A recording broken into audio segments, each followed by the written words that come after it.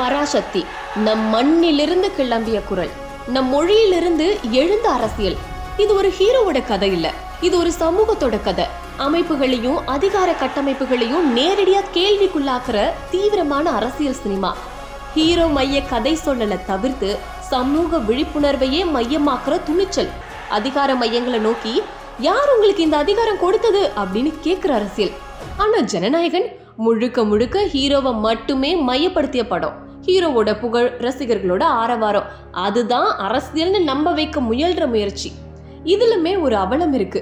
ஜனநாயகனை விரும்புறோம் அப்படின்ற பேர்ல, விஜய் கொண்டாடுறோம் அப்படின்ற பேர்ல பராசக்தி போன்ற மொழி இன உணர்வு படங்களை கேலி கிண்டல் செய்யறது யாரை வெளிப்படுத்துது? நம் மண்ணின் மகத்துவத்தை மறந்தவர்களை, மொழி உணர்வோட வரலாற்றை மறந்தவர்களை, தமிழ் பேசிக்கிட்டே தமிழ் அரசியலை அவமதிப்பவர்களை. சமூக விழிப்புணர்வை பேசுனா குத்தமா இருக்குதா? தமிழர்களோட வாழ்வியல பேசுனா வலிக்குதா? மொழி, இனம், சமூக நீதினா கொச்சப்படுத்தணும் அப்படின்ற அரசியலா இது? கொள்கை தலைவர் அண்ணாவையே கேலி செய்யற அளவுக்கு இந்த தற்குறி கூட்டம் போயிடுச்சா? இல்ல மொழி போராட்ட வரலாறே தெரியாத ஆச்சரிய குறிகளா இவங்க? பராசக்தி வெறும் படம் இல்ல, நம் இன உணர்வை தூண்டுற நிஜ வரலாறு.